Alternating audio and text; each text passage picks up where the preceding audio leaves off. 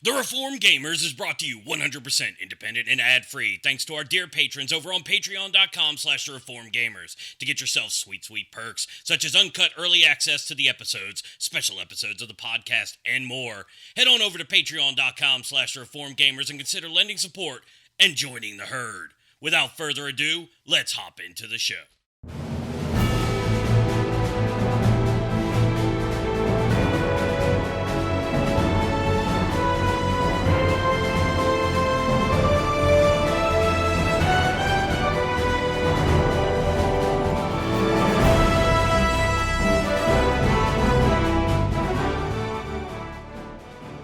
Hello and welcome, dear listeners, to episode 189 of The Reformed Gamers, the show all about theology, video games, and messing around with time. I'm your time-traveling host, Logan. I'm his co-host, Adam. And joining us on this episode is special guest. He really needs no introduction at this point. He's been on the show multiple times. Some of our best episodes he has been on, and he is on what will most likely be our next best episode for 2021, Matt Millsap, man. Hello and welcome back to the show. Hey guys. Yeah. Thanks for having me back on. So Matt, we're excited to have you on, man. You know, we were talking about, I can't remember how this conversation came to be. I know it was on Twitter and we were talking about content ideas and someone mentioned doing an episode of Chrono Trigger. And I was like, that sounds awesome because we haven't done one of those. And then someone was like, you should have Matt on because he's a big Chrono Trigger fan. I'm like, all right, I'm cool with that. Let's get him back on the show. And so we are excited to have you back on the show. We are going to be talking about Chrono Trigger this episode, dear listeners. Yes, I know it is finally time. We've been doing the show for 6 years and somehow we never did an episode on the gospel until the last episode, and we never did an episode on Chrono Trigger until now. So, hey, we're just making do with some of the topics that we've missed, but we are going to get into it later on. Kind of how we normally do these episodes. We will have a adequate spoiler warning for you, for those of you that for some reason still haven't played the game. We were discussing in the pre-show how the game is almost 30 years old at this point, so it has been around for quite some time. It graduated college, started a career, and has some kids, you know, Dragon Quest and all those games. So it has been around. So just be forewarned, there will be spoilers coming up, and I'll let you all know as best I can. But at the same time, the game's been out for almost 30 years. Kind of have no excuses at this point. So before we get into the show, let's talk about some housekeeping here, some new things you guys and gals can go check out. There's a lot of new stuff going up on the YouTube channel. Micah put up a video talking about Journey and kind of what it teaches us about life, faith, and beyond. Really cool video. Y'all should go check that out. And then there's also a updated what is on my Nintendo Switch tour. You guys can go check out and see kind of what I've been playing here over the last few months. And then you can also check out the 8-Bit Dough Pro 2 unboxing video that at the time of this recording is not on YouTube, but by the time this episode comes out, it will be on YouTube. So you can go check that out and see what that controller looks like. And then there will be a subsequent review coming in the following weeks or the later weeks, however you want to say it. Time's hard, okay? Time's weird. We're going to get into that a little bit later. But before we get into that topic, let's start off the show with what we've been playing. Matt, since you're the guest of honor, what games have you been playing lately? Well, I finally started Hyrule Warriors Age of Calamity for Switch. Nice. So I never played Hyrule Warriors, the original one, and I've actually never really played any games in that style before. But because Age of Calamity was, actually gave a Zelda story, it's a prequel of sorts to Breath of the Wild. I was like, I'll give this a shot. I'll give it a try. And it's pretty fun. It's probably still, I wouldn't call it, necessarily my style of game that I would typically go to. But I've enjoyed it as I've been playing it. It's not the kind of game that I feel a pressing need to 100% because that would take forever. And yeah, I think doing so would get kind of redundant. So I'm just making my way through the story on that one, and I'll be satisfied by that point, reaching the end of it and everything. So it's not, going to end up being one of my favorites or anything, but I'm also not having a bad time playing it. It's been pretty good. But then also I've been kind of dropping in here and there on this current season in Destiny 2, the season of the Chosen. Yeah. So and that's been fun too. I like the the battlegrounds that they brought in and implemented there, and I kind of liked the story too that they added as part of that. So I won't spoil that for anyone who's maybe hasn't gotten all the way through that yet. But at the same time, I like the way that they're still able to incorporate some story here and there, even though it's not like a major release in terms of an actual expansion, since it's just a new season and everything. But I appreciate what they've done with it, and still having a great time with Destiny. Destiny is just one of those games where it's like, I'll play for a little while and then set it aside, and I always keep coming back to it. One way or the other, I end up coming back to Destiny, and it just sinks its hooks into me, I guess. So you probably have similar experiences too, Logan. With Destiny, I would imagine. Yeah. Oh yeah, it's one of those games that like you can leave for a few months and come back to, and it just puts its hooks right back into you, and then you're back on the grind to get the new power level and. Or not power level, new light level and all that stuff, and getting the new gear and checking everything out. So, but I got to know, what class are you playing? Oh, I'm Hunter. All right. You're one of those people, huh? Okay. Are you Warlock? So what's funny is I used to be like a diehard Titan player. Like I love playing as a Titan, but then this new season came out and I was like, all right, I'm going to give Warlock a try and see how I like it. And now that's the only class I care to play because it's just stupid OP, and especially in Gambit, if you jump into Gambit as a arc class, it's just kind of, it's not really fair in my opinion. But it's a lot of fun because I've gone up against some Warlocks playing that class in Gambit. So yeah. Yep. All you gotta do is do that, like, I don't even know what's called, with a Super Saiyan Kamehameha super attack, and it just melts the Primevals, and then you just win the match, and it's nuts. I did that a few times the other night when I was playing with some friends, and they were like, "What the heck did we just do?" I was like, "Your boy went Super Saiyan over here. That was all me." And they were like, "What?" So, but yeah, no, that's good stuff. That is good stuff. I was going to ask you a question about the Age of Calamity. Does the story feel like a Legend of Zelda type story? I know those games are typically kind of a little light on story, I guess, but does it feel like it fits? It does. It does, and it doesn't, I guess would be a good way of putting it. It's interesting that it even involves some time travel, considering the theme of this episode and everything. So I would say both yes and no. It does feel a little bit kind of disjointed because it's more where the story is delivered almost entirely via cutscene rather than during gameplay. The gameplay is just relatively straightforward in terms of what the characters say with another, and it's just text that appears at the bottom of the screen like, "Oh, I'm heading over to this side of the battlefield," or the enemy is breaking through over here, yada yada, that kind of battlefield talk without really necessarily advancing the story at all. And you have to wait in between the battles to get the cutscenes, and that's really where the meat of it is. Okay. Right on. Right on. I might check that out at some point. But Adam, man, what you been playing? Yeah, it's been weird gaming in the Sutherland house recently. I came off that crazy week of gaming more than I had in a long time, and I don't know, maybe I burnt myself out. I played so much, but the last couple of weeks have been just weird. Nothing has been hitting, nothing's been really connecting with me. I think the biggest thing is I'm really excited for MLB The Show, so that's like the only thing I want to play, and it's just not here yet. So really excited for the show to come out. Pokemon Snap is right around the corner, so that's kind of what I'm looking to. So I've been trying to just fill my time, and nothing's been super really connecting. But the two games that I have been playing, I've jumped back into Xenoblade Chronicles, the definitive edition.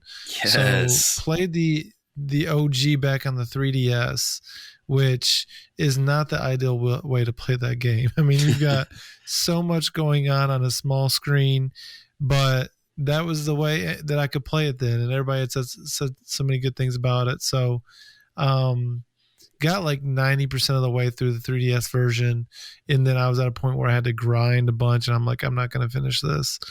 And so back around the holidays, around Christmas, GameStop was doing like buy two, get two free. And so I picked up this game, and I'm finally getting around to actually playing it. And so it's reminded me a lot of the reasons why I really like this game. And it looks I mean, again, I'm working with at least quadruple, maybe 5 times the real estate screen wise. If I'm just playing handheld mode on the Switch. So really, really digging it. It took me a while to figure out a couple things. I'm like, why can't I figure out or find out how to adjust my players like gear and stuff? And I was hitting every button but the Y button to figure that out. So I'm like, oh my goodness, like it was driving me insane. I was hitting the plus sign, the minus sign, pushing an L3, pushing an R3, like, and I was like, oh, it's literally just the Y button, but it doesn't tell you that anywhere. It doesn't, nowhere it tells you that. So I was super frustrated, but we'll see how much I keep playing that game. You know, it's hard for me to go back and play games that I've beaten, especially a 100-hour JRPG. Mm-hmm. So I don't know. It's been fun jumping back in the world, but I got a feeling once some other games come around that it's probably going to get kicked to the curb and I'll end up selling it on eBay or something. So we'll see. But I know you played that one and you loved it, right, Logan? I love that game, dude. And I said this before, and this is a controversial statement. It edges out over Persona 4 Golden for me. I loved that game, dude. So good. I like the unique gameplay. The gameplay is unique. It's strategic. It's not. Mm-hmm. It's like real time, but not. You know, it's really a unique gameplay that I really liked in Xenoblade Chronicles. So I just like the story made me cry several times. I was like, thank you. It's real. It hits you in the feels for sure. Oh, so good. Then the other game I've been playing is Oddworld Soulstorm. It was a PlayStation Plus game, free game for the PS5. Just came out. It's all right. You know, I never played the other ones. I think there's some things I'm maybe missing because of that. Mm-hmm. But the characters are goofy. It's something that I can kind of jump in for 25, 30 minutes, complete a level, and kind of get out. But yeah, nothing's really been connecting with me. I think I've said this before, so don't hold me to it. I think I might be done with Assassin's Creed. I'm like, do I want to keep grinding at this game over the next 6 months and finally beat it? Because that world is so big. Mm-hmm. I'm like, I don't know if I'm going to ever beat that. But the thing that's really been sticking out to me is I'm like, I just look at Game Pass and I made a comment in the Facebook group, and Steven Gutierrez, of course, commented. I'm like, I'm pretty sure I'm playing my Xbox now more than I am my PlayStation, which is wild. But it's because of Game Pass. There's so many games that are on there. Sports games with EA Play now, NBA 2K being on there, with MLB The Show coming on Game Pass. I just find myself being drawn there a lot more. And you said this in patch notes this last week. There's just not a lot of reasons for me to go to my PlayStation 5 right now. I've got Avengers on there. I need to get to the Hawkeye DLC, but there's not a ton of things on PlayStation. You know, MLB The Show was going to be one of those things, but now that it's on Game Pass and I can essentially get it for free, there's no reason for me to go back to that. So I'm hungry for a reason. Maybe Returnal will be that at the end of the month. It might be, you know, integrate when it comes out here in a few months. I'll definitely, you know, be looking to play that on PS5, but it's really interesting right now, just how I'm gaming. I mean, honestly, a big part of it is me and Hannah have been watching so much TV together. That's what we've been doing in our off time. We've been rewatching all of like Walking Dead. So we've been really into that, and that's been a lot of the time that I would be playing video games. So that's a big part of it also. Yeah. It's funny you bring that up because I was actually in a conversation in a group chat with some friends talking about the PS5 and the Xbox and kind of where they're at currently. And I echoed a lot of the same sentiments that you did. I'm like, there's not really a reason for me to get on PlayStation right now. I hate that that's the case. I know. To my core, I hate it.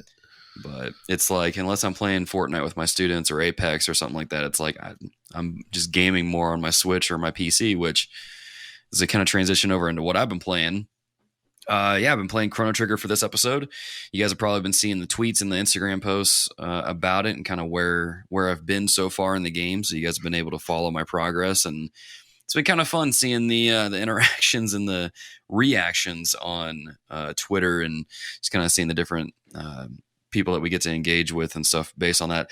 I'm not going to get super into it because I'm going to save it all for our discussion later.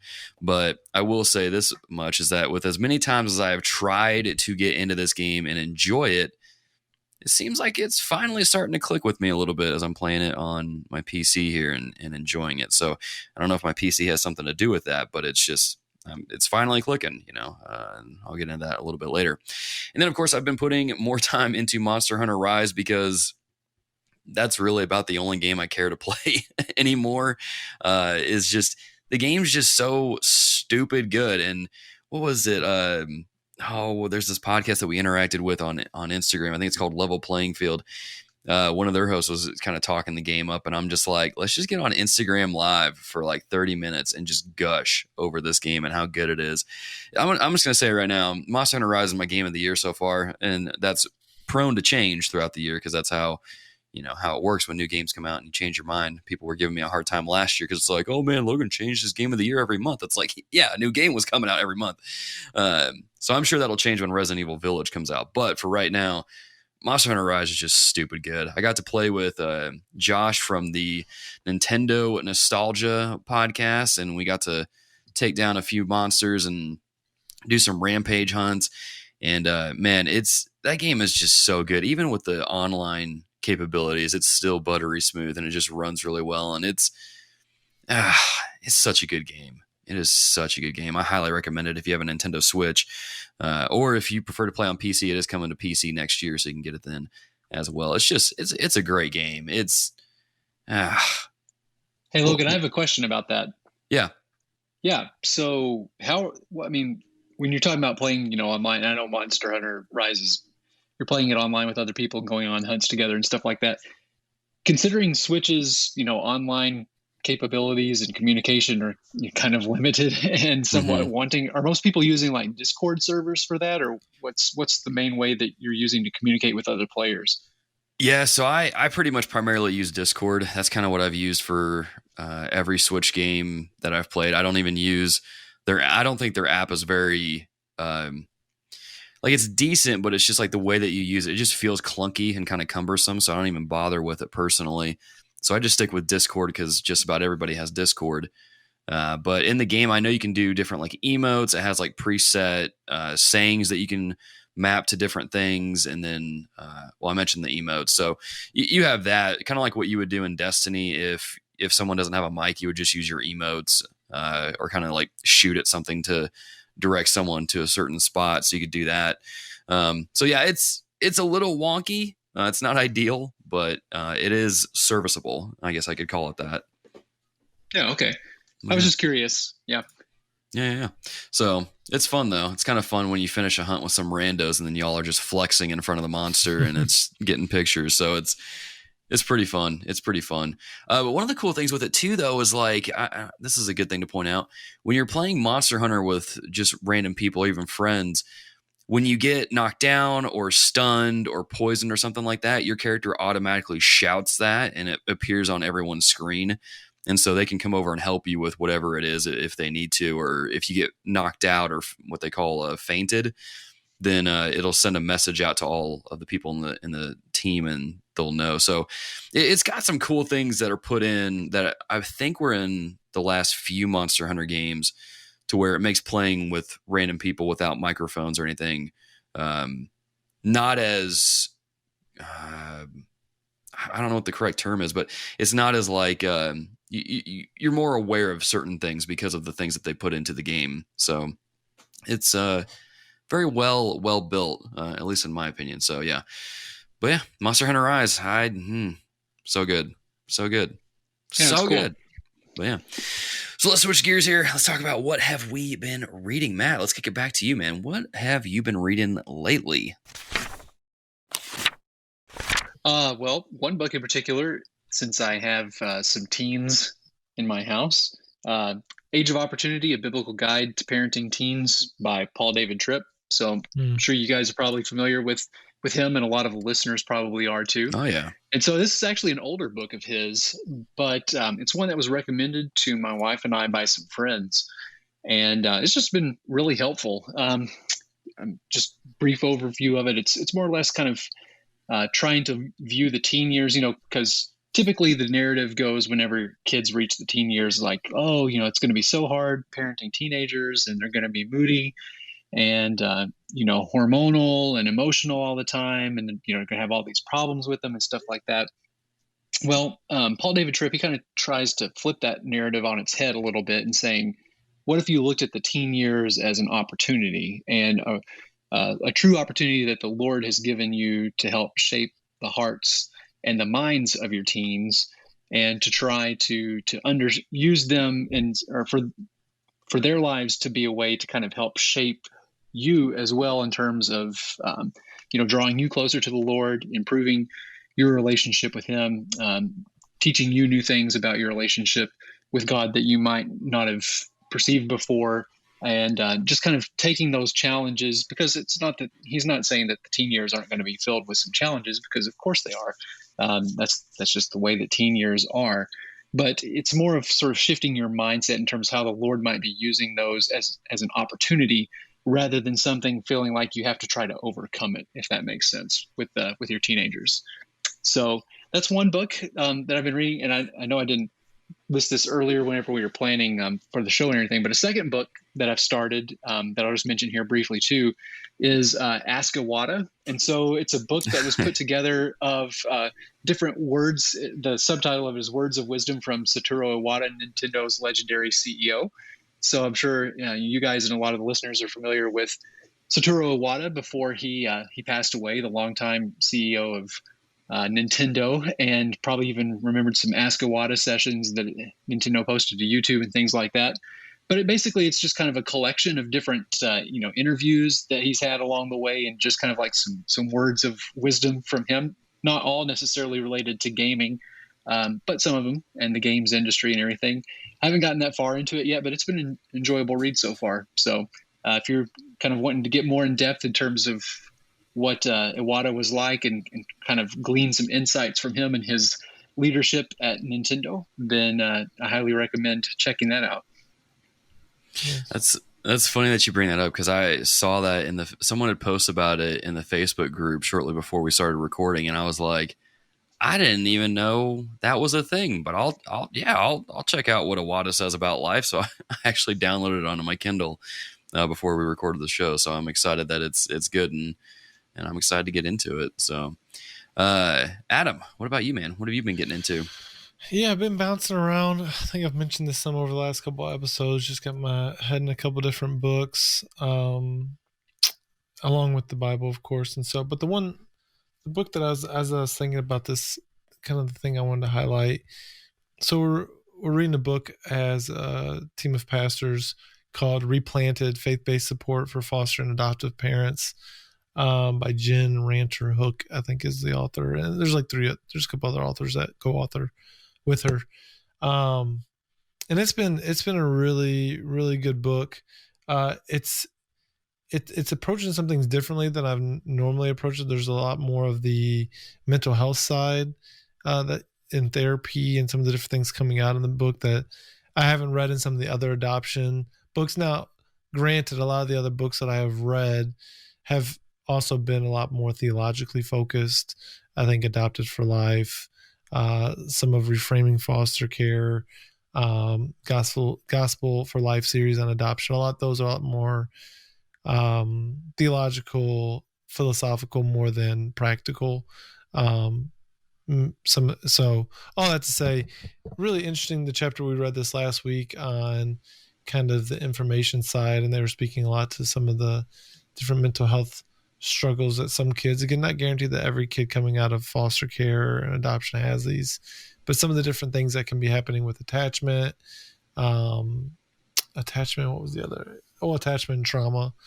And so, but one of the things that they were talking about is, because we have some families in our church that are fostering, and they were talking specifically about how it takes the brain to catch up to reality with children. Talking about, like, for one of them, it was like talking about kids hoarding food. Like, even though there's cabinets full of food, even though they've been given all that they need in food, kids will still hoard food for, months, if not years after being placed in a home. maybe in fostering or even in potential adoption later. Because even though all of these things are true, that they're so secure, their brain is still in almost like survival mode. They don't know, or they don't trust like that they're really going to have all of their needs met. And so you still find them hiding food and doing just some radical things because of just some of the trauma that they've experienced in their life. And so it's been a really good book. Again, I don't know if I would, and this is fine. I don't know if again, with most books, I don't agree with everything that is written. So there's some things I'd say, okay, you want to have multiple different voices that you're hearing in these different areas, but it's definitely been a book that has been helpful for me. It's been challenging, and I'm really glad that our church leadership is reading this book, because as our adoption, really it's orphan care. We're not just adoption. As we think of our orphan care ministry at our church growing, it's cool seeing our leadership all on the same page in this area. So it's been a really, really helpful read. Yeah, that's awesome. That'll probably allow y'all to kind of be aware of some different things that y'all may encounter in ministry. Sure. So that's just equipping y'all to just be better ministers to people. It was interesting listening to you kind of describe some of the things that those teens do, because when me and my wife were training for our adoption through foster care stuff back in 2019, before COVID messed all that up. That was one of the things that we were sitting next to a family who had already done the adoption through foster thing, and they already had one kid that they had adopted, and they were looking to get to do it again. The hoarding the food thing was a big thing that they mentioned that they really kind of wrestled with, and they had to like sit their daughter down several times and just kind of let her know, like, hey, it's going to be okay. You don't have to worry about stuff. You don't got to hoard food. Cabinets are going to be stocked. Like, just it'll be okay. But they said, yeah, that was a big thing for them, that they had to really just kind of keep repeating again and again, and just reassuring her, like, hey, it's okay. We're not mad, but it's not something you have to really worry about. So yeah, man, it's out there. It's a thing, man. But again, that's cool that y'all are reading that, so you guys can be more aware, and that will just make you guys more effective ministers. So that's very, very cool. As far as what I've been reading. As far as what I've been reading, I've been reading this book about marketing. No one really cares to hear about that, so I'm not gonna like bore you guys with the details of that. I'm just mainly reading it for the podcast and trying to figure out how to better optimize our social media stuff and YouTube and all that jazz. What I have been reading though, I started reading Proverbs again, just kind of getting into it, because I just like Proverbs. I like how it's just bite-sized nuggets of wisdom and just getting all that, so it's kind of the tweetable theology almost. But as I've been reading it, it's funny because this devotional I read off of He Reads Truth mentioned how, as we come back to verses or books that we've read before, we almost see a different perspective, or maybe it's like we're reading them for the very first time again. And reading Proverbs again has very much been that kind of thing where it hits a little different. And I think it's because I'm reading it in the NASB translation. So thank you to all of you on Twitter that kind of got onto me like, hey, you should check it out and give it a try and see what you think, because the readability of the NASB is pretty good. But, I was reading Proverbs 2 recently, and just getting to what is it? It's here it is, verses 3 through 7. It says, for if you cry for discernment, lift your voice for understanding. If you seek her as silver and search for her as for hidden treasures. Let me pause right there. Those of you that don't know what the whole theme of Proverbs is, it's seeking out wisdom, and it likens wisdom. It contrasts wisdom and destruction, folly, sin as two different kinds of women. The wisdom one is the one you want to kind of go for and hang out with and listen to. And then if you follow the other woman, then you'll be ruined. So when it says, if you seek her as silver, it's talking about if you seek wisdom as silver. I just want to make sure, because I don't want people thinking anyway, I don't want people thinking it's some weird thing. Anyway, verse 5 says, then you will discern the fear of the Lord and discover the knowledge of God. For the Lord gives wisdom, from his mouth come knowledge and understanding. He stores up sound wisdom for the upright. He is a shield to those who walk in integrity. And it just kind of got me thinking, about how we tend to chase after things like with this podcast, right? I tend to chase after like getting more followers on Twitter or getting more engagements, getting our social media metrics up and getting more downloads, and then, kind of converting that into a bigger community, and then using that and stuff. Like I chase after that stuff a lot, but it's like, man, how often do I, like, am I seeking that more valuable than I do God's wisdom and his word? And it was a good gut check, because if I'm honest, yeah, there's times where I put this podcast over reading God's word or getting into a devotional or even just praying. And so it was a good gut check to where it really just kind of knocked some sense into me a little bit, and where, especially with some of the different things that's going on my church here recently, it got me back into a habit of prayer, where I'm pretty much praying pretty consistently every single day, typically in the morning. And it's just, it was a good gut check. So man, Proverbs 2, it hits different, especially if you read it in a different translation when you're used to reading the ESV all the time. So it was good stuff. I'm looking forward to continuing that and just kind of reading that for the next really 30 days. Or I guess it's 31 chapters, but you get the idea. So it's been good stuff. Now, before we get into the topic of the show, talking about Chrono Trigger, just a quick reminder to rate and review the show on your podcast app of choice, whether it's iTunes, Podchaser, or anything else. Feel free to do so. I know you can't really rate it on Spotify, but for those of you in the Facebook group that are listening on Spotify, thank you for listening on Spotify. Now, let's get into the topic.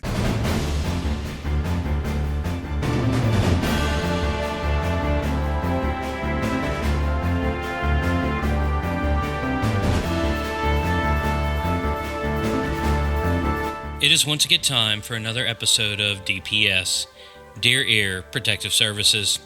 Unfortunately, the spoiler alert that Logan was going to give was not soon enough, and therefore I need to enter it in just a little bit early. That being said, here are a couple of spoilers that you need to be aware of.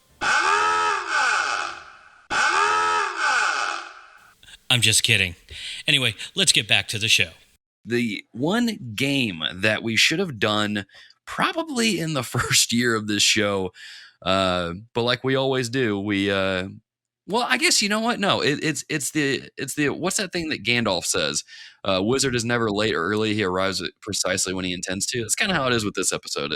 It just fits within the time. I'm trying to fit it like a time analogy in here, and I got nothing. So with that being said, I'm going to read the little synopsis we have here, and then we'll jump into some of our reactions that we got. So if you were to ask someone what are the best JRPGs, Chrono Trigger is bound to come up. Published by Square in 1995 by the dream team of Akira Toriyama doing the art style, Hironobu Sakaguchi, who worked on the Final Fantasy series, actually created it, and then Yuji Horii, the creator of the Dragon Quest series, coming together to put their powers to create Chrono Trigger. The game released in 1995 to critical acclaim, securing itself as a pinnacle of gaming. But what is it exactly about Chrono Trigger that makes it one of the greatest games of all time? Well, that's what we're going to talk about in this episode. Now, before we get into that, I threw this out on all the social medias, Patreon, Instagram, Twitter, and all that stuff, to let us know what your thoughts are on Chrono Trigger. And Nate from the Backlog Breakdown podcast simply put, it's about time, with a winky face. So thank you, Nate. We agree. It is about time. Darth Yamikis, I think I'm saying your name right, over on Instagram says it's in my top 5 RPGs of all time. And then we got a lot of responses on Twitter, so I'm only going to read a couple of them here. Pastor Dustin, who's I can't read just yet because we're not in spoiler territory, but all the music is pretty baller, and Ayla is a killing machine in that game. She is great. Henshin Dad, Wesley Ray reminded us that he wrote a retrospective on it, and I'm sitting there going, gosh dang it, he did do that. So technically, Wesley took care of us before we even carried it, talked about it. Words are hard. Talked about it on the podcast. And I'm going to read this quote that he put in his retrospective. He says, the game feels like a very complex cuckoo clock, tightly wound, beautiful, and with every part serving a purpose. Pretty good quote right there. I'm not going to lie, Wesley. And then Aki from Aki and Peach says, I will forever remember when you find Marley in 600 AD. Things seem great. Then she suddenly vanishes. Okay, I guess I'm spoiling stuff now. Then Luca bursts in, explains she got back to the future. Then we fix history. So let's just get into spoiler territory, guys. We're going to be in it. it is what it is. We were talking about this earlier. Like I said, the game is almost 30 years old now. You kind of can't really spoil a game that's been out that long. I think it's past the time frame of spoiler territory. That being said, though, I'll give you guys a brief story synopsis. You play as Chrono, obviously, who attends the Millennial Fair, I believe, with Luca. There's some hijinks involved with a time machine, and you stumble across Marley, who, there's a bit of a story behind her. Maybe she's a little royal, if you know it. You know what I mean? Picking up what I'm putting down. And then that basically turns into one big adventure spanning across multiple not time zones, but like different points of history. There we go. Different points of history where you learn about this calamity, this giant monster that is going to destroy the world, so to speak. And so it's up to you and your ragtag team of friends from different points of history to come together to stop this from happening and save not just the world, but time itself. So that is the brief story synopsis of Chrono Trigger. Now let's switch it up and talk about kind of our first experiences of this game. You know, when did we first play it? What did we think of it when we first played it? Kind of where does the game stand for us now? Those kind of things. And Matt, let's kick it off to you, man. Let's start off with this. When did you first play this game? Yeah, so you might reveal my age here a little bit, but I played Chrono Trigger for the first time the year that it came out. So that was 1995. So I was 14 years old when I played it. Okay. And I played Final Fantasy II and Final Fantasy III on the SNES leading up to that. Of course, those were Final Fantasy IV and Final Fantasy VI in reality. But at that point in Nintendo's publishing, they released those as Final Fantasy 2 and 3 for the SNES. So I was a big JRPG fan already. And having played those two, when I had seen in Nintendo Power that Chrono Trigger was coming and that it was going to be the Dream Team that you'd already mentioned before in terms of Sakaguchi, Toriyama, of Dragon Ball fame. And then also, was it Yori Huri, I think, of Dragon Quest? Yeah. Right. Yuji Horii. Yeah, Yuji Horii. Okay, sorry. Butchered the name there. But words are hard, names are hard. Yeah, misremembered it. But anyway, yeah. So I knew I was going to be interested in it. I knew it was something that I was definitely going to have to play. And when it came out, I loved it. I loved it then. And then when the DS version came out in 2008 with some of the new additions, I replayed it then as well.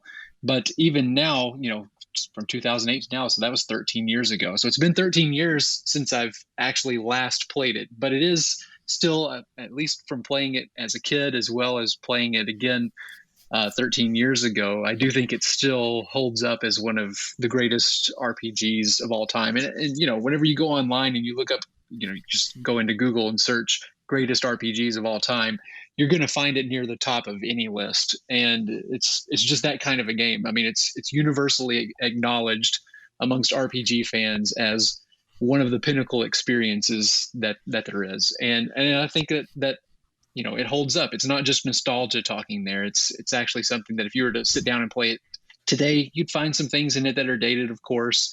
And, maybe in terms of the battle, functionality and you may not be a fan of active time battle kind of stuff or whatever, but even though those are things from the past that are largely the past part of games, it still is going to hold up and you're still going to have a good time with it for sure. Awesome.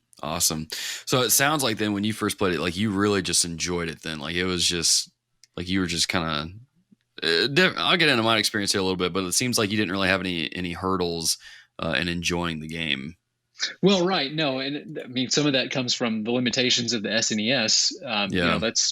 That was the pinnacle of technology at that point, as far as consoles went. And so, I was like, I was used to those types of graphics and, in terms of, the limitations of the sound card and the hardware and CRT TVs and all the rest back then in the 90s. And so I mean, to me, it was like, oh, this is awesome! I can't believe how cool this is. Right on. This is gonna be a good discussion because you played the game when it first came out. Me and Adam played it. I think way later. So Adam, man, when did you, I remember we talked about it on the show. I think like our experiences with this game has been pretty well chronicled here on the podcast. But when did you first play it? And I guess what did you play it on? Yeah, so I kind of bouncing off what Matt said. First of all, man, I wish I could go back to younger Adam when I was a fledgling in my video game career playing the Nintendo, the Super Nintendo, and I could know that there were these other games out there. Like I loved video games as a kid. I mean, that's why I still play them now. But I was very much either the mainstream games, or if my friend didn't have it, I wasn't getting Nintendo Power at that point. The internet wasn't a thing then, and so it's amazing how you found out about different games. So it wasn't that I couldn't remember Final Fantasy, but those games just didn't interest me at that time of my life. But I wish I could look back and say like, hey, dummy, play these games. They're amazing. When I had the time, when I had, you just want to play a game out, you get like 2 games a year and you wear them out. Now it's like, there's too many games to play that you can't keep up. So all that to say, I wish I could go back and like play this game when I was in middle school or something like that and just wonder what that experience would be like. But I didn't do that. I started this game maybe probably a year ago is when I started, maybe a little less than that. I played it on my SNES Classic, and you may be thinking, hey, that game's not on the SNES Classic. Okay, well, you can connect those dots yourself and how that might have happened. But I played it on my SNES Classic, and which is great because of save states. I can rewind if I need to. There's you talk about time travel. With that SNES Classic, you can really control time, which is pretty amazing. So I got probably 10, 11 hours in. I didn't finish it. I can always go back. I was actually using a walkthrough. My struggle with some of these JRPGs is I just get lost in them, honestly. And one of my biggest pet peeves in video games is I hate feeling like I'm wasting time. And so if I don't know the direction that I'm going to be going, I get super irritated in a game. And so like even with newer games, I will have a guide handy just to keep me going in the right general direction. I did it to a degree with even like Breath of the Wild. In the beginning of that game, you're like searching out all these different locations. I'm like, there's not a chance I'm just going to be roaming around this map hoping to find the right area. And so I want some direction. So I was using a guide for Chrono Trigger even to give me a little bit of direction. But, having not finished it, I can't speak fully, but I can see why a lot of people liked it, why it's hung around. I mean, the characters, again, we'll get into more of this later, but the music, the characters are really interesting. A lot of good storytelling there. But, yeah, I played it as a 34-year-old man, so a little bit different 20 years after Matt first played it, so just a little bit different of an intake there. So yeah, right on. Well, I think this is, again, I think our experiences with this game has been well documented on the podcast, or at least in the Facebook group, and this has been a game that I had always heard about. And like had always heard that it was hailed like as one of the greatest JRPGs of all time, and I'm like, I love JRPGs, I love Super Nintendo games. I'll try it out and try to get into it. And I think I first played this game on the 3DS. I bought the DS port like years ago, back when I was living in Fort Worth, and played it on there, and I actually really enjoyed it. I think out of all the different versions that I played of this game, I think the DS is probably the best port of the game, especially the way that they use the dual screen for the gameplay and the item management menu stuff is just it's perfect.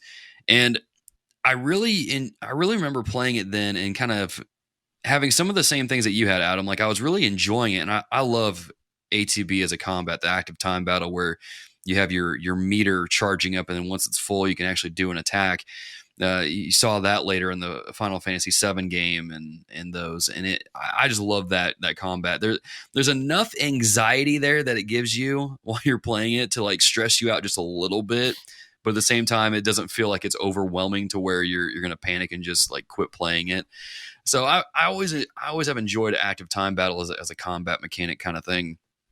But I can't remember what exactly happened to where I didn't finish it on the DS. I only ever really got, I think the farthest I've ever really gotten in this game, with the exception of my current playthrough, was getting to the prehistoric era where you first meet Ayla and you have to kind of help her out in that little subquest. And but it's just, this is a game that, like, ever since then, I've always had a hard time trying to get into. Nate, from who wrote in on Patreon, actually gifted me the game on iOS to be like, hey man, play this game. You'll love it. And I tried it there. I tried it on the Vita, which, if you still have a Vita or PlayStation TV, don't play Chrono Trigger on there. It is unplayable on there in my opinion. It's just slow. It's clunky. It's not optimized very well. I own it on Super Nintendo. I own it on PC. This is a game, when I say I have desperately tried to like this game, I really mean it. I have bought it on multiple platforms trying to play it and really get into it. And in lieu of this episode, or coming up to this episode, I was playing it on PC, Steam specifically. And this is where I'm right at the battle of with Magus after Frog does his thing at the wall. I'm desperately trying to avoid spoilers here because I am the spoiler guy at this point on this podcast. And I don't mean to. And so it's finally starting to click with me, and I'm starting to like really dig it. And I'm like, man, this game is pretty solid. So it's been a journey to get to this point. But man, I see why people like it, especially now, because the characters are really cool. I think Chrono is kind of your typical silent protagonist, but I mean, when you have characters like Marley, Robo is one of my favorite characters. You have Luca, you have Frog, you have some other characters who I can't mention. The characters that I've met so far, and especially knowing more about Frog's backstory, I'm like, I get why people love this game now. I was listening to the soundtrack earlier today too, and I'm like, I'm in Chrono Trigger mode. That's where I'm at right now. So that's been our experiences with the game, and we totally understand why this game is hailed as one of the greatest of all time. But there's little things in there, at least in the story, that make this game stand out as one of the best RPGs. And so this is kind of where we're really going to dig deep into spoilers. So if you have exercised a lot of patience and grace up to this point, specifically with me and spoiling stuff, this is the part where you tune out, because we're just gonna spoil everything. Again, I know the game is almost 30 years old, but still, this is where we're gonna dive right in. And so let's dig a little bit deeper into the story of the game. We mentioned before that the game starts off where you go to this festival, you meet up with Luca, you bump into Marley at the time, you're kind of hanging around the festival with her. And then when you go to see Luca's display, it's a time machine that really isn't presented as a time machine at first. It's presented as like a teleportation machine. But then when Marley goes up there to try it out, it activates something in her necklace, and then she gets teleported back in time. And then you, as Chrono, jump back in time to go rescue her. And then you come to find out that her kingdom has been usurped from a monster, really, that's impersonating as one of the, I think it's is it the Chancellor or I think it's Chancellor. I think that's the right word. And so you're trying to rescue them, save that kingdom. And then once you do that, you kind of get transported back in time, but then you get arrested. And then that's kind of where the whole rest of the game really kind of kicks off at that point, because then you wind up activating a time gate. And then I believe you go forward in time to 2300 AD, and you realize the world has ended, and you discover something had happened in between. And so you're kind of trying to figure out what exactly happened. You're trying to stop this event from happening. And so you begin jumping from different points in history, trying to piece these things together and figure out what's going on. And so what's interesting about this game is the concept of time travel, and how really in this game, at least, they make it consistent. But something you get the sense of very early on in this game is this ever-present sense of evil. You see it at the end of that history point, 2300 AD, where the world's destroyed. You see kind of what the effects are. People are starving, and you see kind of what evil has done. But then when you go back in time, you kind of see evil starting to bubble up, and then you see the in-between time where there's a little bit of peace going on. And so it's just, it brings forth this idea of evil being prevalent throughout this game. And so, Matt, what do you think about this idea of them presenting evil as an ever-present thing, whether you're seeing it starting out or you're seeing the final result of it? Kind of what do you think that this lends to in regards to us playing it, and kind of how we see evil in this game? Yeah, it's a great question. So, it's interesting with the way that you're first introduced to sort of this malevolent evil that you don't know is there at first, because like you said, the game kind of starts out more lighthearted than anything. So you have, the Millennial Fair, Chrono and Luca are friends, and Luca's going to use her teleportation device. Marley's, pendant reacts to it, sends them back in time.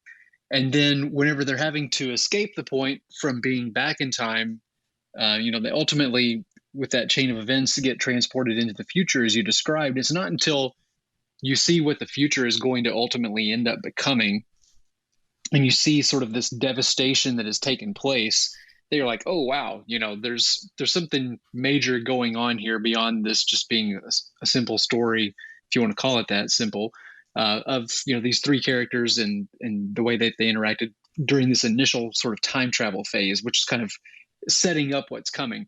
And so whenever you get to the future and you see the fact that it's been basically wiped out more or less due to this evil force, and then as you progress through the game, realizing that this evil force is something that has more or less pretty much always existed, and can kind of, there's different players in the game who, by players, I mean that like in, the political sense, in a way, different key characters and players in the game who are more or less trying to summon this evil and bring it about intentionally. Others who are trying to harness its power for their own personal gain. But the evil that exists sort of in this background has always been there within this Chrono universe. And, it really kind of highlights the struggle that is present, an eternal struggle between good and evil there in the Chrono universe. And so, obviously there's a parallel, for us there in biblical terms, in terms of looking at it through the lens of Christianity. And while, of course, we wouldn't say that evil has always existed, because obviously it hasn't, God eternally exists as a triune God. And of course, prior to creation, in the sense of time, as we experience time, he existed as Father, Son, and Spirit. And it's not until, of course, the fall that we have evil that enters into the picture, and we all know the results that happen from it then. But from that point forward, in a biblical sense and from a biblical worldview, we see sort of this cosmic dimension of good and evil always being at odds with one another. We see what's ultimately going to happen in the future, as far as from a scriptural standpoint, and knowing that God is ultimately going to prevail over Satan and his evil forces, and that Satan and evil will be abolished forever from that point, and that eternity creation will be restored to its rightful order that God intended from the beginning. But you almost sort of see the polar opposite of that within the Chrono storyline, and seeing, you jump ahead into the future and you're like, oh, wow, this is going to happen in the future. The earth is essentially going to be destroyed, and the world is not going to be a better place unless we being you as Chrono and the rest of the characters, intervene in some way to try to prevent this from happening. Right on. So, Adam, did you ever get to some of this stuff when you played it? Yeah, I mean, I got pretty far along. I can't remember. I should have turned it on and went up there and checked exactly where I was. I mean, again, I was like 10 hours into the game and being pretty focused in that. Definitely got to seeing some of this. I never made it to Lavos to fight him, but definitely got to see some of the different levels of good and evil. And I mean, I like what Matt was saying. When you start the game, you don't really get any gist of this. You don't really know what some of these background things are. You just see you've got a kid who wants to go to like a festival type party and have a good time. He's trying to help his buddy out. He's like jumping in this machine that his friend makes, and all of a sudden he's in this bigger story chasing this girl that, again, ends up being someone else that he didn't know she was. All these different things. So, again, I don't have I didn't have the whole picture other than what I watched in the summary video, but definitely got along with that. And again, just seeing some of definitely that purity of Chrono, but then again, seeing some of the sacrifice, seeing some of the way that he fighting for good in the face of evil, being willing to put himself on the line for his friends. I mean, just a lot of that, but I definitely can't speak into it quite as deeply. Fair enough, man. So you kind of talk about this kind of, with Chrono putting himself on the line and then fighting against evil. With that in mind, I remember coming across Melchior. This is kind of on the path to rebuilding the Masamune for Frog. There's this line he says where he says, "Weapons are not for taking lives; they're for saving them," which is interesting when you're playing the game and you're still taking lives, so to speak. At least in the combat, you're fighting, dinosaurs, monsters, those kind of things. But it kind of flips the combat on its head here. It's almost like, weapons are not for taking lives, they're for saving them. But what if the weapons you're using, you have to take a life in order to save a life? It kind of puts this whole conflict in an interesting perspective. And this is a bit of an ethical question here, so this will be fun to get into. Matt, what do you think of this idea of using a weapon to essentially take a life in order to save a life? Because you wind up fighting Magus at one point, who you learn to find out was actually used to be kind of a good guy, so to speak, but wound up getting corrupted. You're fighting him and you're trying to stop him, and that involves kind of trying to kill him. Do you think that what kind of moral paradoxes, I guess, or moral quandaries do you think would come up out of that maybe we might miss at first glance when we're playing this game, and maybe we overlook this line from Melchior?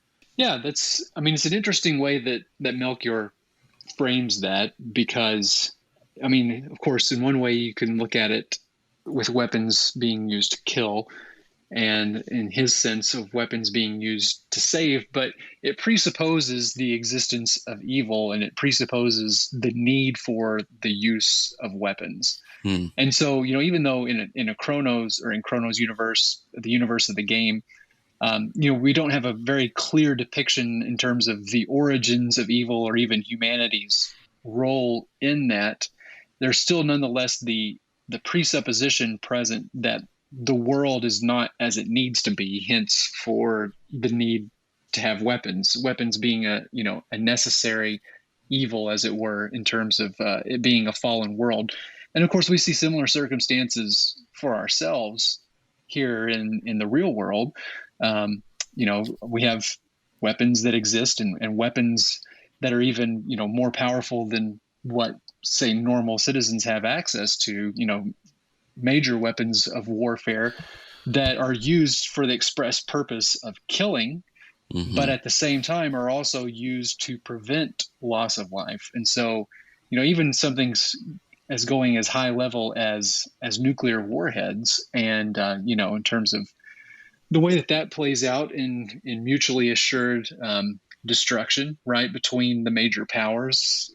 We know that that employing nuclear weapons now would more or less cause the full destruction, if not the full destruction, pretty complete destruction of humanity.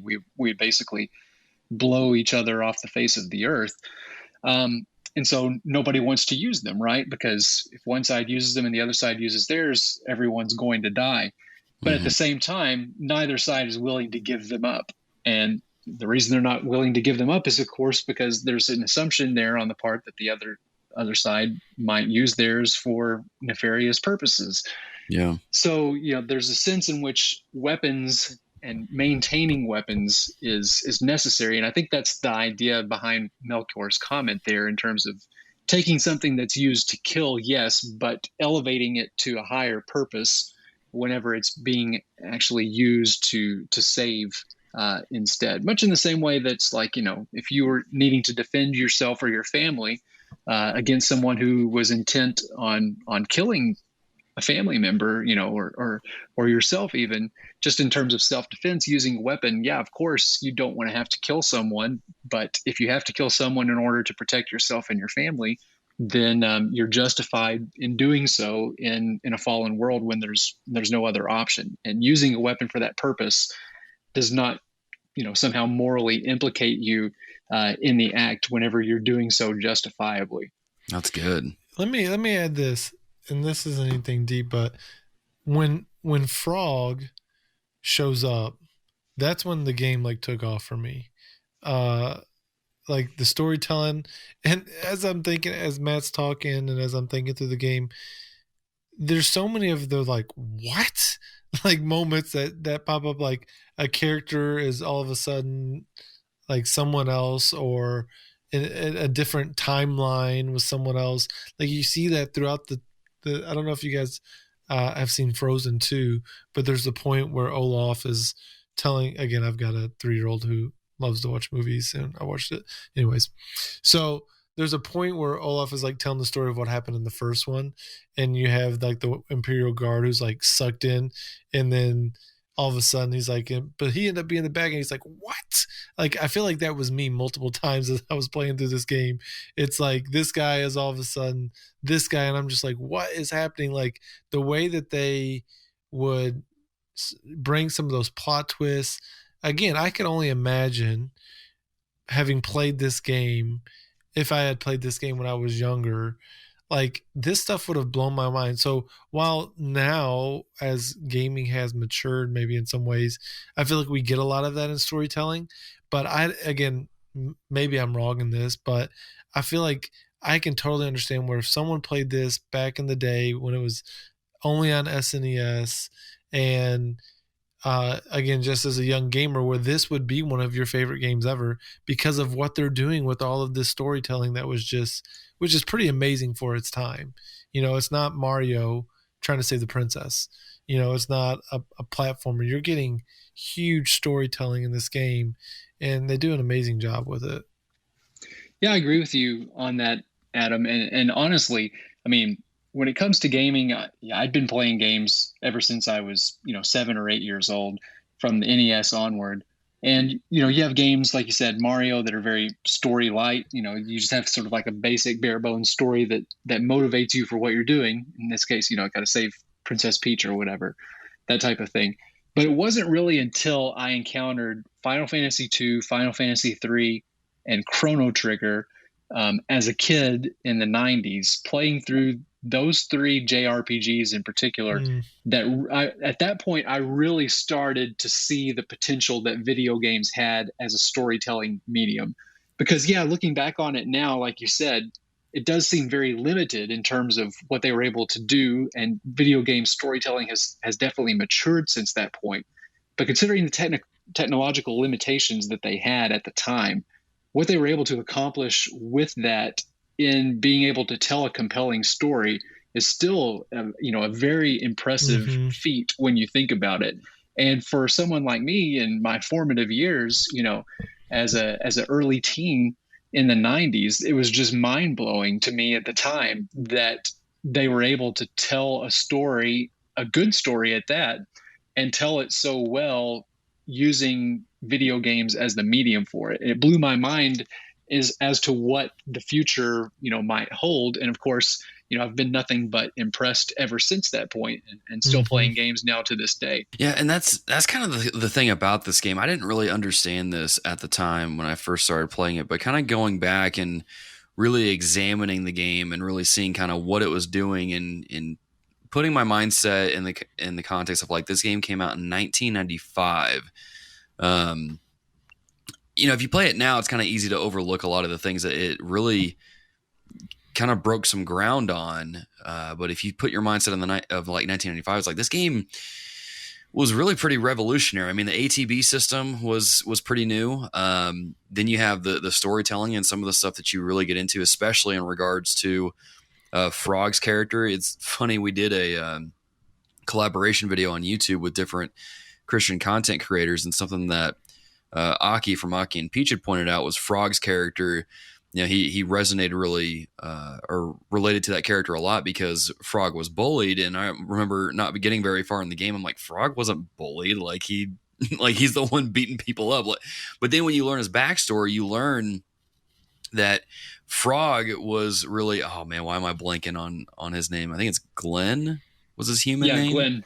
Yeah, his name was Glenn, I think. Yeah. So like you first meet him and you realize that he was picked on as a kid, but then he had his older friend Cyrus who would defend him, and they became like best buds. And then, you know, they wind up encountering mages together, and you know, mages kills Cyrus and then turns Glenn into Frog. It's like, this is some pretty deep storytelling that for the time, I don't know really many games that would go to that level of showing like this friendship, and this friend is watching his friend die in front of him, and then he gets turned into a frog, and he's kind of unsure about himself because he's been picked on, and he's like, I don't know if I can really do this. I feel like for the age group that is playing it at the time would resonate. Like, I feel like that character, people would relate with him on a deep level because they can see themselves as that character. But then you even tie in how the game had 12 endings, like that are so wildly different that's unheard of for the time. You know, we have plenty of games like that now, especially with Mass Effect kind of pioneering that with its choice systems, and Divinity Original Sin. Like, you have a lot of different games that give you multiple endings, but in 1995, you just had Chrono Trigger doing that. And so it's interesting at how this game kind of showed you or taught you the importance of your decisions and kind of what happens based on your decisions, to give some of y'all an idea as to some of these endings in case you didn't get some of them. You can have Frog kill Magus to where he's not there for the rest of the game, or you can actually save Magus and it becomes part of your team. There's another situation where Chrono is actually killed in a fight with Lavos, and you can later in the game you can actually kind of change all that by swapping him out with a doppeldoll, as they call it in the game. And kind of similar, it makes me think of like Naruto when they disappear in a puff of smoke and there's like a wooden plank left in their place. It is one of those kind of things.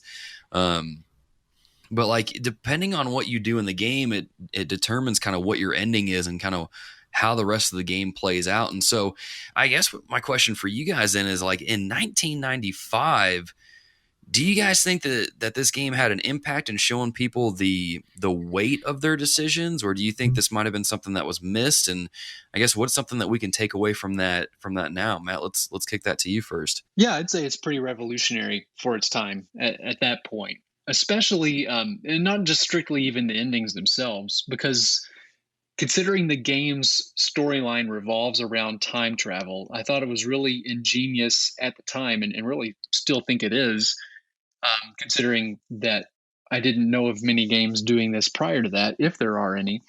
But, you know, they had ways of having your actions in the past actually cause different things to happen in the future in the game. And I don't mean like in the future in the game, like later on in the game as you progress, you see the effects of things that you did, because that's going to be the same for any game, because, you know, the things that you do earlier in the game we're going to have an effect on later in the game.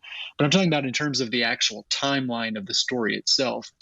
When Chrono and crew are traveling back in time in certain instances, the things that they do when they travel back to later time periods actually change what you see and what you're able to interact with in those later time periods. And so, you know, again, I think that was pretty revolutionary for the time, to have a storyline like that where you could actually impact and change what the world was going to be like later on in the game as far as the game storyline was concerned. But then also certainly, as you mentioned, with the multiple endings. And so, you know, that was revolutionary at the time too, as well, especially with so many of the different endings. And later on, with the ability to determine when to fight Lavos, and that kind of sort of more or less controlling in a lot of instances which ending you received. You ended up, you started to play the game a little bit differently when you realized that there were multiple endings and with New Game Plus and whatnot. And so you're like, oh, wow, wait a second. Now I have the ability to be able to determine whenever I'm going to fight Lavos, and that's going to impact what's going to happen later on in the game as well, too, in terms of, the ending that I get. So I think you see both of those components being something that influenced later games in, like branching dialogue choices, for example. You mentioned Mass Effect as a primary example of that, and the different ways that the story can progress on that basis, including, multiple endings, which a lot of games have now at this point. So, I think it was definitely something that influenced further games moving forward after Chrono Trigger came out. Yeah, I would agree with that. I think of, when a game comes out and does these things well now, we commend them. And so the fact that this was happening then, like Matt was saying a few moments ago, with totally different technology. I mean, again, just thinking back to my history, I'm trying to think of some of the longer games that I played when I had a Super Nintendo. I was playing a lot of some of the sports games, again, the Mario games, Ninja Turtles. None of them, I felt like you could sit down and beat them one sitting. So to wrap my head around a lot of these games where it took, you could beat Mario in one sitting, I guess, but you'd have to be playing it for a little bit longer. But seeing a game of this type bring in decision making that mattered, it's like, I remember when the first time I read one of the Create Your Own Adventure books, like Goosebump had those. You're like, oh my gosh, this is crazy.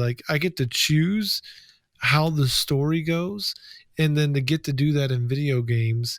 And for this one, along with some other ones, to kind of be some of those trailblazers is really an amazing type thing. And even still, today, when a game does that well, you notice it, because there's a lot of games that try, and it's like Matt was just talking about dialogue choices. There's a lot of games where you can make them, but they don't really affect what happens. Maybe you see a different cutscene or something like that, but it's all still directing you down the same path. But this one, some of the choices you made really did affect the type of game that you played, or the type of game that you got and story that you've seen. So I don't think we can really highlight that enough for the time and the place and how well they did that. It's really quite remarkable. Yeah.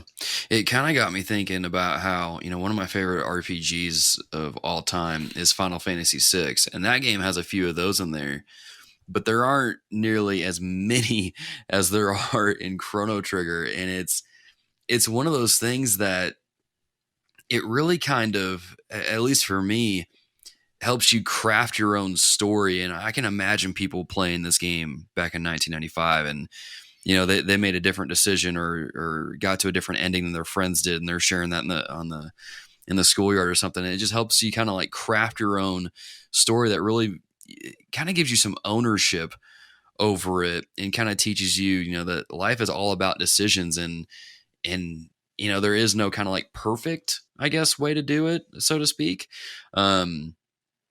But it really just you learn a lot from that stuff, and as you're sharing those stories, people are going to be trying to get this other ending that their friend was talking about. And so I honestly, I envy people like Matt that got to play this game. I'm not even I'm so jealous. But this, not even this game. It's been multiple games. I didn't play most of the mainline Zeldas until 5 years ago. So I'm like, what was I doing with my gaming? I guess I was just playing a ton of sports games in college, Grand Theft Auto, Call of Duty. There's so many. That's why I went back and played so many games once I joined this group, and everybody's like, you haven't played this, you haven't played this. I'm like, so my backlog grew, because I'm like, I hadn't played the Metal Gear Solid games. There's so many games that I didn't play. And so, I was a gamer, but I wasn't, I guess, as hardcore as I thought, because I missed so many. So I'm super jealous of guys like Matt and a lot of guys in our group that, I think of like Jesse. Jesse's played all these crazy games. He's a collector that I have never even heard of. And again, that's fine. But there's a degree of like, what was I even playing? And how did people even find out about these things? Yeah, man. What a game. Well, kind of as we start to land the plane on Chrono Trigger, again, the big thing with the big theme in this game, along with other games, is, and kind of coming full circle here and returning to the discussion on the good versus evil thing. What is it about the story, or I guess the plot, narrative, whatever you want to call it, of good versus evil that is so, I guess, enticing to us? Matt, what do you think about that? Why do you think we're drawn to these kind of stories of good versus evil and seeing good triumph over evil?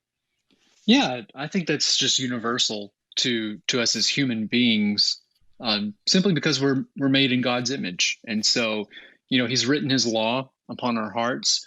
So even for those who are coming to Chrono Trigger and approaching it, or any other game that presents a major conflict between good and evil, it resonates with you, even for someone who might be an avowed atheist who would claim that there's no such thing as morality and true good or true evil.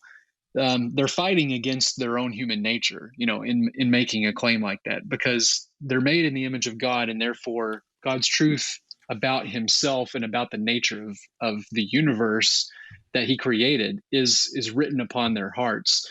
And so it's just natural for us to gravitate towards those types of conflicts in stories. And I'm sure, like sociologists and people like that probably have their own explanations for why that is. But of course, from our perspective, in terms of Christian theology, we're going to say that it has to do with being made in God's image and having that innate sense of right and wrong and a moral conscience that he has imbued all of us with. And there's certain degrees to which individuals can sear that conscience and intentionally try to fight against it. But in so doing, I think a lot of times they still make room for stories about good and evil and appreciate those conflicts, because it makes for a good story that's compelling and that people tend to like and enjoy. And in Chrono Trigger, I think that you get that sense pretty well, as you would with other stories, but especially considering that Chrono Trigger's story is more cosmic in nature. So it's not just simply a battle between good and evil, like some kind of an action movie would be, and you have the good guys and the bad guys fighting against each other, and they may be trying to stop one another, and there may be high stakes, like trying to prevent the bad guys from gaining access to nuclear weapons or using them on someone or some country, or any number of things that you might picture, like think of like a Bond villain, for instance, and Bond trying to stop him, and a good versus evil in that sense. There's that, which is kind of a little bit more smaller scale. And there's something like Chrono Trigger, which takes it on a much more cosmic level, right? Because you're dealing with time travel, you're dealing with a malevolent force that has kind of always existed. And, you have the main protagonists of the story intentionally traveling throughout time, going all the way back to, in that universe, 65 million years ago, going to those links, right, to try to stop this evil force from taking over the world and ultimately destroying it. And so whenever you elevate it, I think from something that's smaller scale to something that's much larger than that and becomes more cosmic, I think that resonates with us as persons all the more in terms of having a moral imagination and kind of fleshing that out whenever it comes to stories like this. That's good stuff. Adam, what about you, man? Do you have any closing thoughts? Yeah, it's, this idea of good versus evil, it's interesting talking through these things, like with my daughter, Ren. It's funny, like we love those stories of good versus evil, because she'll say, who's the good guy? Or she'll say, is he the bad guy? As she's even got older. And this is kind of a side point. It's really funny. For whatever, again, I'm like, I don't say this to her, but I'm like, she's just a little sinner, she's in her sin. She don't know the Lord yet. But we were talking literally this morning. We've been walking through the kid's storybook Bible or whatever. And we're just in the beginning, and it's the first time we talked about Satan. And so I'm talking about how Satan got Adam and Eve to lie, and she's like, I like Satan. And I'm like, no. Like, whoa. like, but she does this. Like, we watch The Lion King. She's like, I like Scar. And I'm like, girl, what is going on here? Like, she's always drawn to the bad guy. I'm like, we're supposed to be liking the hero. And as she gets older, she recognizes, oh, that's the bad guy. I shouldn't like him. But it's always funny because I think there is that natural draw to good versus evil, and usually the universal good one to see the good guy win. But it's just been funny as I've been trying to have these conversations with Ren, how me and Hannah laugh. Like, she's always drawn to like the bad guy for some reason. I'm like, cut that out. She's like, I'm going to call him Satan. I'm like, no, we got to change this up. I'm like, she don't know what she's saying, but it's just like, she's going to go to, to church or a friend's house, and she's going to be like, I like Satan. And I'm going to be like, oh my gosh, what is going on? Started this conversation too early. But it's funny. Oh man, that's funny. Yeah, it's funny kind of thinking about that, talking about that. It's like when it comes to something like Transformers, for example, I tend to like the Decepticons a little bit more. And it's like, why is that exactly? But I think that's... Well, it's because the Decepticons had cooler designs. I mean, let's be honest. There is that for sure. Because was it Shockwave? No. Yeah, Shockwave was the boombox, right? Or was that Soundwave? I forget the names. I forget too. Either way, Megatron was dope. I thought he was always a little bit cooler than Optimus. But the thing of it is like, it's kind of that thing of where you kind of recognize that tension a little bit. And especially as we start seeing more and more stories coming out where they get you to kind of empathize with the villain a little bit and kind of see where they're coming from. You kind of understand their motives, but really when it boils down to it, the thing about games like Chrono Trigger and other things that show you this is they show you that while you may understand evil, their end game is still to destroy, and something like a game like this, it shows you the parallels between the good characters and the bad, and gets you to kind of go on this quest to really rid the world of evil. Because if you don't, well, you see what happens, especially when you go to 2300 AD. But it kind of goes along with what, Matt was saying. It's part of our core, really.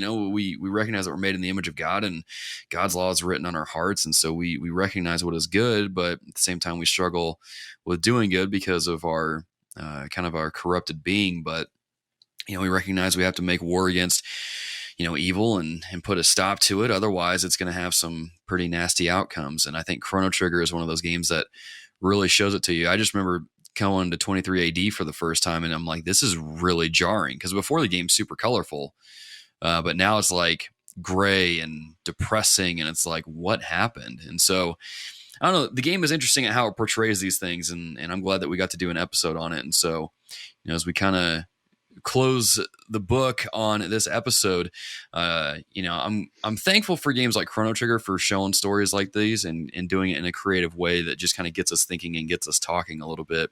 And so with that being said, dear listeners, if you have thoughts about Chrono Trigger, or maybe you want to discuss something that maybe we didn't get to in this episode, feel free to reach out to us on the different social media platforms that we are on, especially in the Facebook group. That's where most of the discussion takes place, or the Discord server. Obviously, I think this kind of goes without saying, but guys, would we recommend folks check out Chrono Trigger? Yeah, definitely. Yeah, I think it's a game for anyone who enjoys a good story, and even better if you are familiar with JRPGs, and it should be right up your alley, I would say. Yep. And the nice thing about this game too is that it is pretty accessible to play. I mean, if you do have a Super Nintendo, you can look up a cart for it. I don't know if I recommend doing that, because it does get pricey depending on the condition you find yours in. I think I spent like $120 on my cart, but you can also get it on your phone. I know it's on the Apple and Google store. I know it is also on Steam. I have the PC version. If you have a 3DS lying around still, you can get it on DS. And don't play it on PS Vita, because it's not it's not a good port at all. So you have a variety of ways of playing it. So definitely check it out. Before we get into the recos, this is our second episode of the month, which means we thank our patrons. Thank you. You love me. You really love me. The lovely dear patrons who support us over on patreon.com and help us keep the lights on and keep the controllers charged. Adam, I got them in the notes here. We got some new patrons here we're going to be reading. If you want to take the red names, I'll take the blue ones. Sounds good. Alex Castellanos, Andre Swan, Ashley Cronenbitter, Christopher Commander, Daryl Tavares, David B., David Henderson, Derek Smith, Jake Walker, James Barker, Jeff Jackson Jr., Jimmy Chinga, Joanne Monroe, Josh Broccolo, and Kokora Daki. Mark Fromey, Matt Edwards, Matthew White Chocolate McDougal, Matt Millsap. That name sounds familiar. Melvin Benson V. Micah Hendrick, Michael Toller, Mr. Butts. I gave you the fun one. Nate McKeever, Pastor Shea. Peter Piper. I got it. Wow. Now I've got the rhyme in my head. Good job. Retro Rewind Podcast. Ryan 1701E. Sam White. Samuel Kalunga. Third Strongest Mole, Travis Weatherman, Keith, Wesley Ray, and Javier Medina. Y'all, thank you so much for supporting us on Patreon, helping us continue to get to do what we do here at the podcast, making quality content for all of you. Thank you so much for your continued support. But yeah, if you want to support us on Patreon, you can go over to patreon.com/thereformedgamers, get extra perks such as early uncut access to all of the episodes that we put out behind the scenes and more over on Patreon. Be sure to check that out. But some other things you should check out is our recos. If you have the means, I highly recommend picking one up. Matt, what's something or some things that our dear listeners should check out? Well, my recommendation is The Falcon and the Winter Soldier on Disney Plus, and I know that's an obvious choice. I mean, but I can't help it because it's a great show. I've enjoyed it so far. I'm not going to get into any kind of spoiler territory with that, obviously, for those who haven't seen or made their way through the episodes yet. But I think Marvel's really kind of knocking it out of the park with these MCU shows that they've been putting on Disney Plus. So WandaVision was great. This is great. Looking forward to Loki and the others that they have down the pipeline as well. So if you are into the MCU at all and you're able to afford a Disney Plus subscription, then you owe it to yourself to watch Falcon and Winter Soldier and WandaVision too, if you haven't. Right on. Adam, what about you? Yeah, it's a new podcast I found not too long ago. I don't know how it got on my radar, but it's called Think Biblically Podcast. It's out of Biola University. I can't remember the two guys that host it, but I've really enjoyed the content that, it looks at the culture and just some of the issues going on in our world, and they try to process it biblically. And so I've been encouraged and blessed by it. So I say check it out. Their episodes aren't too long, sometimes half hour, maybe 40 minutes at most. Oh, wow. They're not like super long podcasts. So very accessible. You're not signing up for a 2-hour podcast. So definitely, I think it's worth checking out. I'll have to check that out. I'm always looking for something that's kind of more under the hour time frame when it comes to podcasts. So I'll definitely check that one out. My recos, I'll second Matt's on Falcon and Winter Soldier. That show is ridiculously good. Like every episode has just continued to just knock me off my feet. It is really, really good, especially this last one that they put out. Not this past week's, I think it was episode 4 is what I'm thinking of. You'll know it when you see it. It's just incredible. And this reco that I'm also going to throw out shouldn't surprise anybody. Y'all know that I love the Fast and Furious movies, and I don't care what anyone says. I don't care if any of y'all judge me. The new trailer for Fast 9 came out, and it is so off the walls crazy that it makes no sense, and I am here for it. I cannot wait until June. I will risk going to the theater to watch this movie if I can, because it looks stupid. Y'all watch this trailer, laugh, enjoy it. Don't take it too seriously, because y'all know you're going to watch some Marvel movies that aren't very serious at all either. So just enjoy it, have some fun, and whatever. If you don't like it, you don't like it, but it's all about family, and if you can't get behind that, well, then I guess don't watch these movies. So Those are our recos. As always, y'all, thank you for listening to this episode of the podcast. Matt, special thanks to you for coming back on and helping us talk about Chrono Trigger, one of the greatest games of all time. Fun fact, Matt was telling us on the pre-show. Matt, why don't you let the dear listeners, actually, maybe you shouldn't tell the dear listeners this because some people might try to come after you, but you have a pretty good, you have a good conditioned like copy of this game, right? Yeah. So for those of you who are in the video game collecting community, you may have heard of WATA Games, WATA, WATA Games. They grade games, both complete in box games as well as sealed games, assign them a grade, and then encapsulate them, in plastic container to protect them, which is itself sealed so that you can't easily get the game in and out and everything. It's it's all glued together and whatnot. And of course, the higher the grade, the more valuable it is, and the more people want to have high grade games. And so, yeah, I have a 9.6 A+ copy of Chrono Trigger that was graded by WATA. So, yeah, proud to have that as part of my sealed game collection. That's awesome, man. That is awesome. Well, dear listeners, with that being said, thank you again for listening to this episode. Hey, if you want to get yourself a 9.6 grade A TRG merch, you can go over to our merch store and click the link in your show notes and get yourself some sweet, sweet merch, whether that's a sticker, a hoodie, a hat, t-shirt, whatever it is. You can get that for you. You can get yourself one of those over at the shop. As always, you can go to Patreon. We already talked about that. If you want to support the podcast, there's 2 ways you can do that right now. And you can also stay in touch with us. Head over to the website. TheReformedGamers.com has links to all of our show notes from our past episodes. It has links to all of our articles. Mike has been killing it over there with news articles and things of that lately. We got a lot of different cool articles coming up on the pipeline, or coming up the pipeline, down the pipe, whatever. It's coming to you on the website. And then you can also keep up with us on Twitter at TRG Podcast. You can like the Facebook page or join the Facebook group. You can join our Discord server. You can follow us on Instagram. You can subscribe to us on YouTube. There's a lot of ways you can connect with us, connect with other dear listeners, and get more content to your, in your life. And you can enjoy it and have some fun with it there. With that being said, dear listeners, thank you again for listening to this episode. Be a dear, keep it locked here, and we'll see you in the next episode.